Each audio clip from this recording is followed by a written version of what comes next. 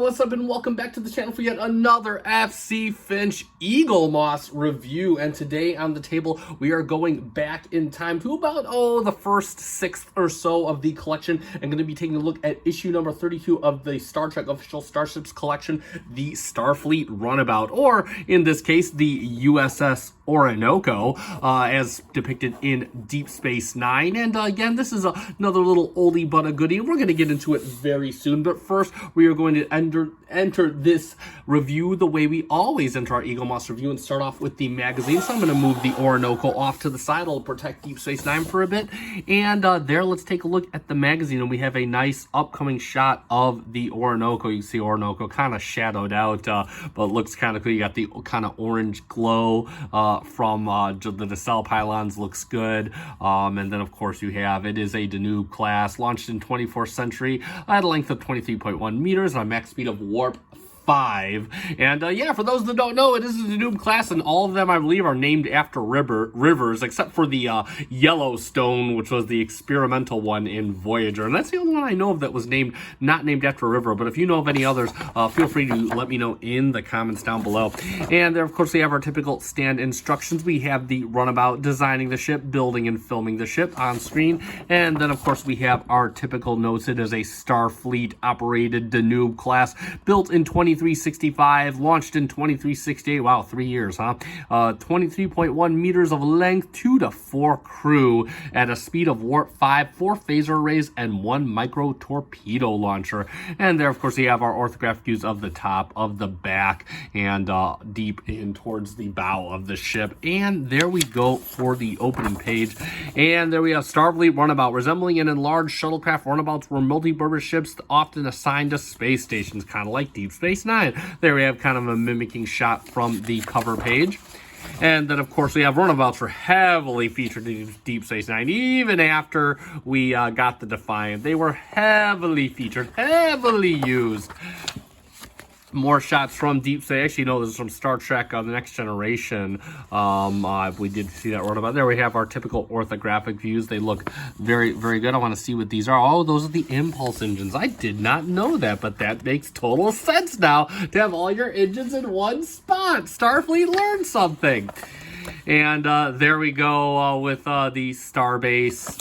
And then, of course, we have more shuttlecraft shots. There we have, I forget. I think it was the USS, was it the Sydney? I think it was. I forget the name of that ship. It was the one Scotty was on in Relics in The Next Generation. And then we have some more big shuttles, designing the runabout from a shuttle. We got some modular construction here. Looks like a bit of Sikorsky sky crane designed into this, if I'm being honest. And there we go, some more shuttlecraft shots. Then, of course, our runabout coming into view. And then, of course, we have the runabout without the little upside torpedo launcher, building and filming the runabout. And there we have some more runabout information. Then we have on screen, let's see, with the McKee Part 2 and one little ship. And there we go. And lastly, we end the page with a scratch mark from me having this for so long, and of course a nice upper orthographic view of the runabout. And of course we do our typical stand instructions, and they are very typical. You have the square peg, you have the rectangular peg on here, and you're just going to plug it into this port, and it will hold relatively well. It does wobble just a little bit, and then what you're going to do is you're going to take the runabout, and the jaws are going to go right around the nacelle pallets, right around the impulse engines, and there you go, and there you have the runabout in the stand. And let's take a good look at the USS Orinoco. We'll move the stand off to the side. And overall, this model, I like it. I overall really like this model. It does have the bland Federation color palette, but it doesn't look out of place. And in all honesty, I love the size of this model. I think for what you're getting, this is a perfectly massive size. In fact, I gotta be honest, I always kind of questioned why they made the XL. I know that the ship has its following, but I always felt that the standard model was more than big enough for the runabout. But let's get into it. So of course we have the nice USS Orinoco. That's one thing about these smaller ships getting bigger models. They always kind of went all out on the detail. You have the NCC 72905. You get a nice clear plastic red for the Bassard collector, and then it's a painted warp coil area. You got the NCC 7205. Lots of molded detail all over. You got pockets all over. You got like little junctions all that. You even got the little access panel here. You got some nice grays, just nice little subtle details all over this model. Looking really good. On the bottom, for the most part, it's flat. You are treated some vented detail. You've got a phaser strip up here at the tip of the nacelle, which is pretty interesting. Again, vented detail on both nacelles. The nacelle pylons, you got some molded detail. Same thing right here on the bottom, molded detail. So it's not all entirely flat. And then you got some venting detail. You got a Federation pennant up here and a lot of molded detail under here. It looks really good. Looks like we got some red painted in here next to the Federation pennant. And then, of course, we have our front. I believe this is the bridge area with the 2 force field areas painted in black. You have some molded detail going up to a Federation pennant.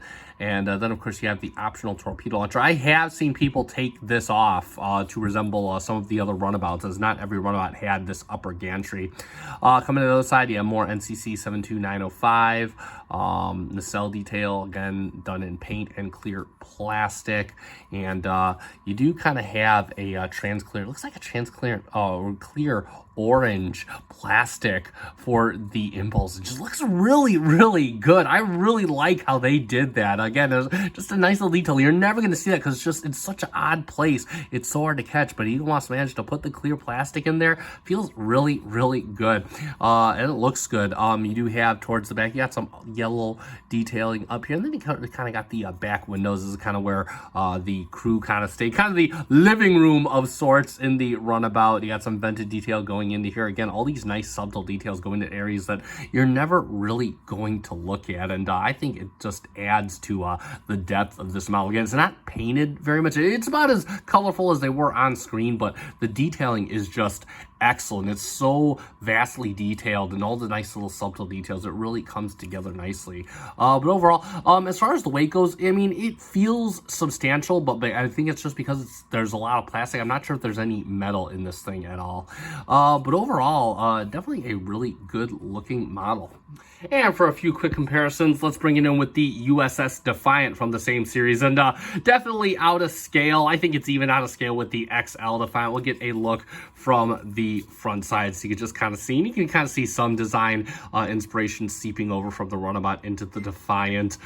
There we go for that. And then, of course, we do have the side view. Let's get them from the side, and they look just like that. I mean, definitely out of scale, but you can see how that stacks up with a model of similar size. And of course, we will bring in an XL model, the XL Enterprise D. And you can see it kind of, the Runabout fits into the saucer, but of course, the Enterprise D I believe had a complement of our Runabouts to some extent. At least had at least 1 to 2 on board. And I know that we saw Picard and crew taking a Runabout in one of the episodes. And there we have them from the front, looking just like that. Again, totally out of scale, but I think for what you're getting in the standard size of the Runabout, I think it's more than valid as a model. There we go, just as a side view.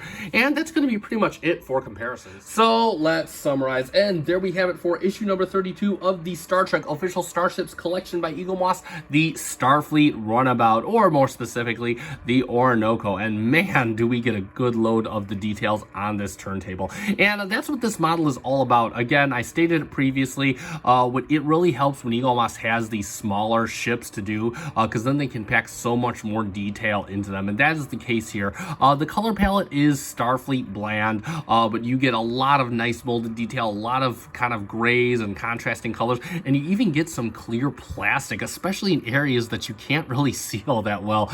Just kind of illustrates the time and attention that Eaglemoss could put into a model when they tried. And honestly, I have no plans on getting the XL because I think this is superb enough. That being said, if you do want this or the XL, you can check out masterreplicas.com. I'll put a link in the description down below to each of the models, and that way you could pick and choose. I believe they have them both available. And if you want to see some more of my other Eaglemoss reviews, you can, of course, there's going to be a link in the description down below to the playlist. You can check that out.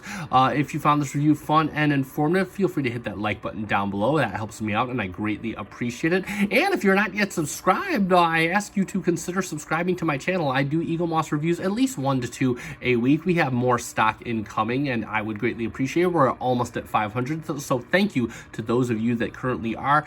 And that is going to about wrap everything up. So I have been FC Finch. Thank you so much for watching. Live long and prosper.